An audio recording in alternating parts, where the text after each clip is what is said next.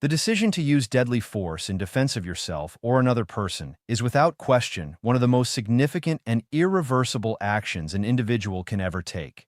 It is a split-second judgment call made under extreme duress, where the primary focus is, and must be, on stopping an imminent threat to life. However, for those who legally own and carry firearms for self-defense, professional legal educators and use-of-force experts consistently emphasize that the incident does not end when the threat stops. In many ways, the most complex and legally perilous phase of the encounter is just beginning. The immediate aftermath of a defensive shooting is a chaotic, adrenaline-soaked period where your actions, and more critically your words, can have profound and lasting legal consequences. Understanding what to say, what not to say, and why is not merely a matter of legal strategy, it is an essential component of responsible firearm ownership. It is the bridge between surviving a physical attack and surviving the subsequent legal scrutiny that follows any use of force. So, as we delve into this complex topic, I want you to consider this question. If you were forced to defend your life today, do you have a clear, legally sound plan for the first 5 minutes after the police arrive, or would you be relying on instinct and adrenaline to guide your interaction with law enforcement? Take a moment to think about that, and feel free to share your thoughts in the comments below. To properly understand the legal landscape one must navigate after a defensive shooting, it is first necessary to appreciate the constitutional and statutory framework that governs the possession and use of firearms in the United States. The Second Amendment to the U.S. Constitution, which states,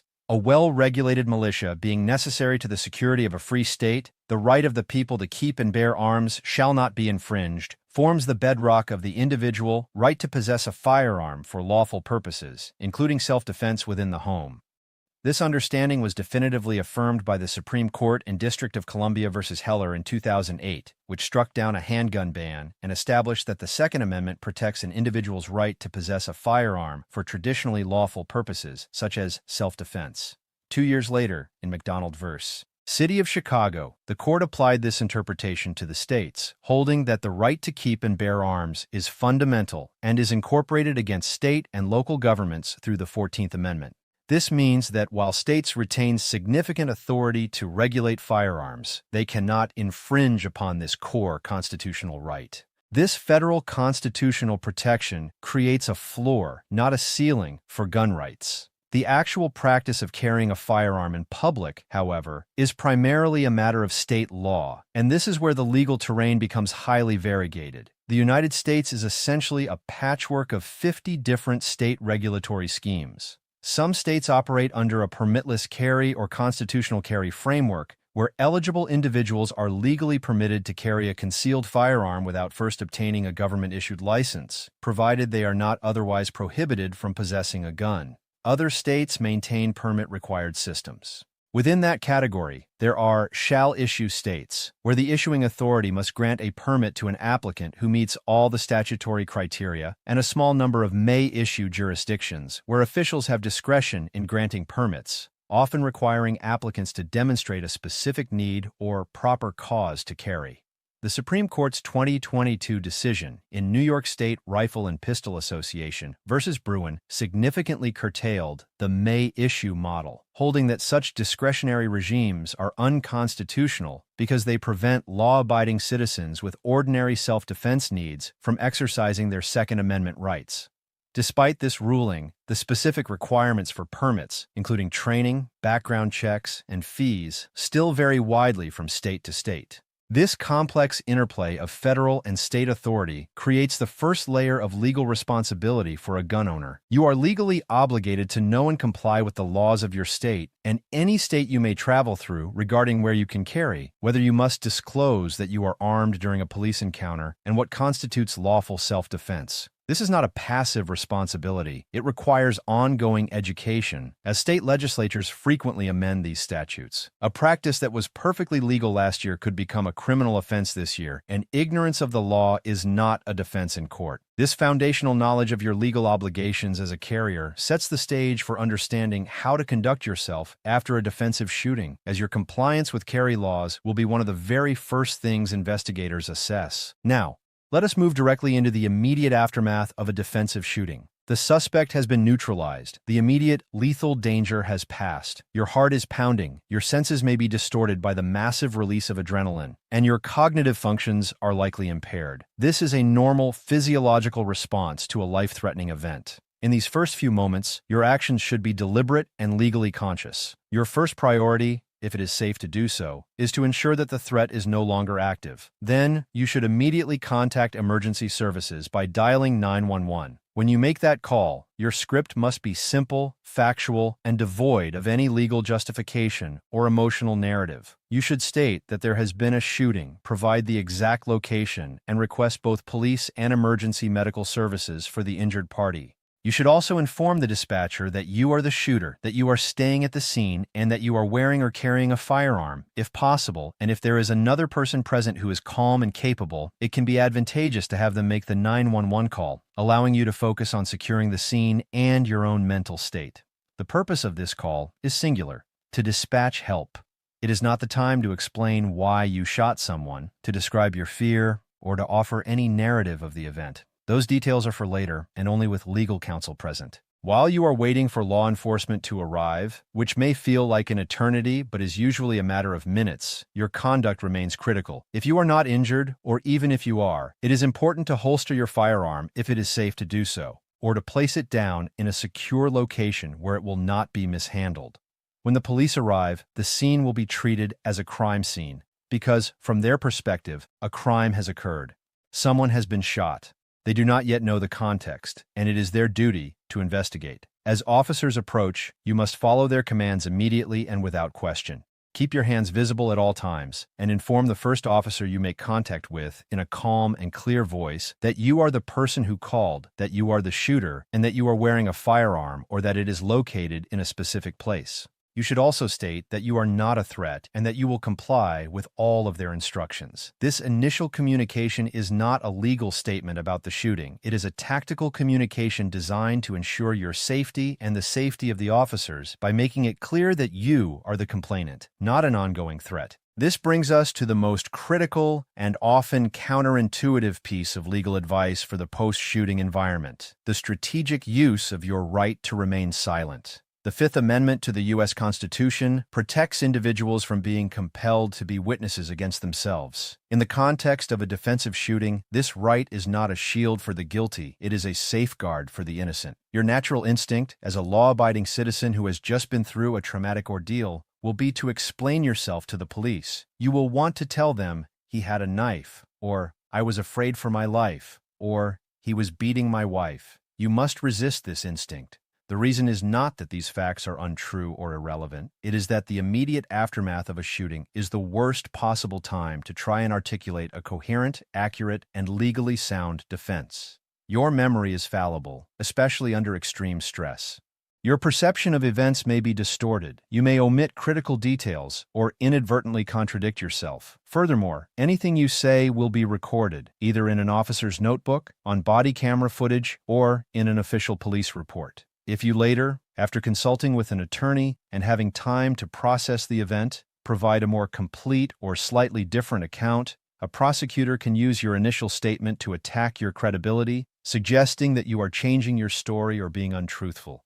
The most prudent and legally protective course of action is to provide a brief, unambiguous statement to the responding officers, and then immediately and politely invoke your right to remain silent until you have legal counsel present. That statement should be something along the lines of, "I was attacked, I feared for my life, and I defended myself. I am happy to cooperate fully, but I need to have my attorney present before I answer any further questions." Some legal experts also suggest adding, "There are witnesses and evidence at the scene that will corroborate my account," which can help direct the investigation without providing substantive details. You should also, if you are injured or in pain, request medical attention. This is not only crucial for your health, but it also creates medical records that can serve as contemporaneous evidence of the injuries you sustained during the attack, which can be powerful corroboration for your self-defense claim. Bruises, lacerations, or even the adrenaline-induced masking of pain from a concussion are all physical evidence that you were the victim of an assault.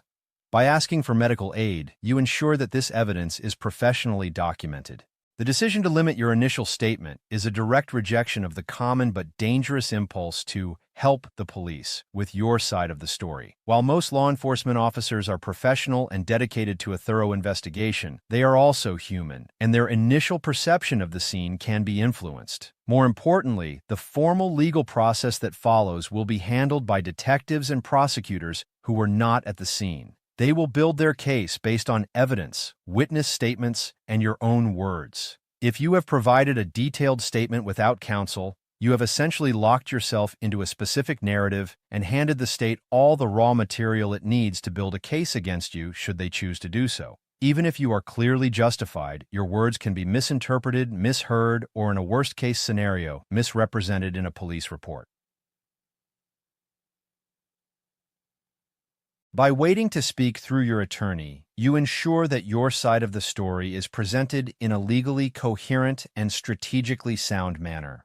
Your attorney can help shape the narrative, ensure that all exculpatory evidence is highlighted, and prevent you from accidentally making statements that could be used to charge you with a crime like murder or aggravated assault, which, absent a justification, are the legal categories that a shooting falls into. This advice runs counter to some popular but ill-advised tactics, such as the use of pre-printed "I will not answer questions" cards. The idea behind these cards is to provide a clear invocation of rights when you might be too shaken to speak. However, from a legal strategy perspective, handing a police officer a card that says you are invoking your rights can be problematic. A skilled prosecutor could potentially argue that this shows premeditation, that you had thought about shooting someone and planned to be silent about it beforehand, which could complicate a self-defense claim that is based on a spontaneous, reactive use of force. A simple, verbal invocation of your rights is far more organic and less likely to be used against you in such a manner. The focus should always be on being polite, respectful, and clear. You will cooperate, but only after consulting with your attorney. The importance of having that attorney cannot be overstated. In the world of legal defense, timing and specialization are everything. You do not want to be in a police interrogation room, or worse, a jail cell, trying to figure out which lawyer to call. This is why many experts strongly recommend that anyone who carries a firearm for self-defense should have a pre-existing relationship with a qualified criminal defense attorney who specializes in use of force cases. This is not the time to call your family attorney who handles real estate and wills. You need someone who understands the specific nuances of self-defense law, the forensic evidence involved in a shooting, and the local court system. Some individuals also choose to invest in self-defense insurance or legal protection programs. These services provide access to a network of defense attorneys and can cover the substantial legal costs associated with defending a shooting case, which can quickly run into tens or even hundreds of thousands of dollars. The peace of mind that comes from knowing you have a dedicated legal team on retainer and available 24/7 is a significant component of responsible firearm ownership.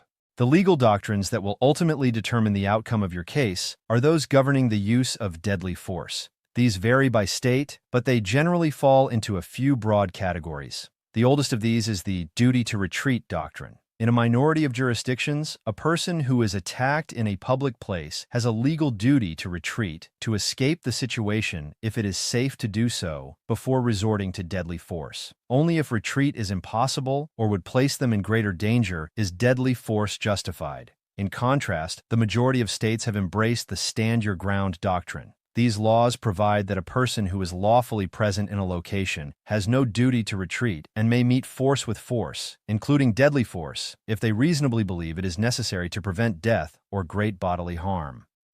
A related but distinct concept is the castle doctrine. This doctrine applies specifically to one's home, and often to one's occupied vehicle or place of business. It holds that an individual has no duty to retreat from their own home when confronted by an intruder, and there is a legal presumption that a forcible entry into a dwelling creates a reasonable fear of imminent death or great bodily harm, thus justifying the use of deadly force. Understanding which of these doctrines applies in your state is fundamental to understanding the legal parameters of your right to self-defense. Beyond the immediate question of self-defense justification, A defensive shooting will inevitably invite scrutiny into every aspect of your firearm ownership and handling. This is where the concept of legal responsibility extends far beyond the moment of the trigger pull. Investigators will examine whether the firearm was lawfully possessed and, if applicable, whether you had a valid permit to carry it concealed. They will investigate whether the firearm was stored properly in your home, particularly if the incident occurred there.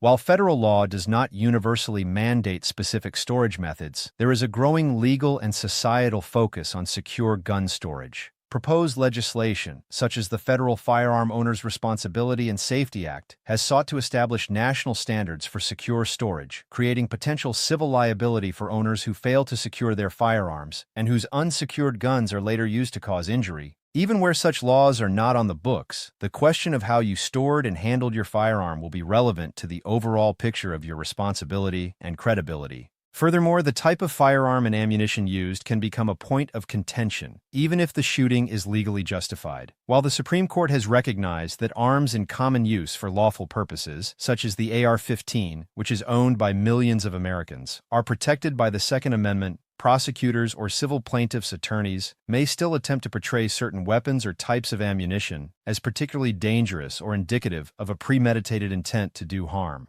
This is not typically a deciding factor in the criminal self-defense determination, but it can influence public perception, media coverage, and the dynamics of any subsequent civil litigation. This reality underscores the importance of choosing your self-defense tools, not only based on their effectiveness in a gunfight, but also on how they may be perceived in a courtroom. Another layer of complexity arises from the potential for civil liability, even if you are completely exonerated in criminal court, meaning the state concludes that your use of force was justified and declines to file charges, or a jury acquits you, you can still be sued in civil court by the attacker or their family. The burden of proof in a civil case is lower than in a criminal case. Instead of beyond a reasonable doubt, a plaintiff only needs to prove their case by a preponderance of the evidence, meaning it is more likely than not that you were negligent or committed a civil wrong.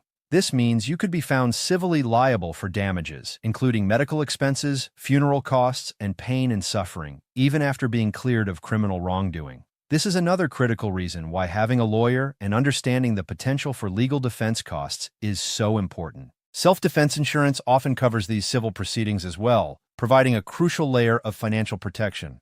The practical legal guidance that emerges from this complex landscape is remarkably consistent, regardless of which state you live in. First, train not only in the tactical use of your firearm, but also in the legal and communication aspects of a self-defense incident. Run scenarios through your mind. Practice what you will say on the 911 call. Practice the simple statement you will give to police. Second, carry the contact information for your attorney or your legal protection program with you at all times, just as you carry your firearm. Third, understand that the concept of winning a self-defense encounter is not defined by the number of rounds on target, but by your ability to walk out of the police station and out of the courthouse a free person. This requires a mindset shift from being merely a gun owner to being a responsible legal actor who understands that the use of force is a matter of last resort and that the aftermath is a matter of intense legal scrutiny. In the final analysis, the moments after a defensive shooting are a test of character and preparation. They separate those who have merely equipped themselves with a tool from those who have truly prepared themselves for the responsibility of using it. The right to bear arms, as affirmed by the Supreme Court,